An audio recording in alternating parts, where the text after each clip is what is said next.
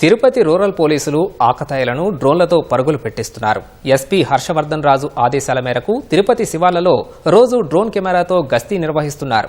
ఈ క్రమంలోనే తుమ్మలగుంట ఆర్ఓబీపై కొందరు యువకులు ఫోటోషూట్ పేరుతో వాహన చోదకులకు ఇబ్బందులు కలిగిస్తున్న దృశ్యాలు డ్రోన్ కెమెరాకు చిక్కాయి. యువకులు డ్రోన్ను గమనించి బైకులపై పరారయ్యారు. పోలీసులు వెంబడించి ఎంఆర్పల్లి వద్ద అదుపులోకి తీసుకున్నారు. వారంతా విద్యార్థులు కావడంతో కౌన్సిలింగ్ ఇచ్చి వదిలేశారు. ఫోటోషూట్లు, రీల్స్ పేరుతో వాహన చోదకులకు ఇబ్బంది కలిగిస్తే కేసులు పెడతామని హెచ్చరించి పంపారు.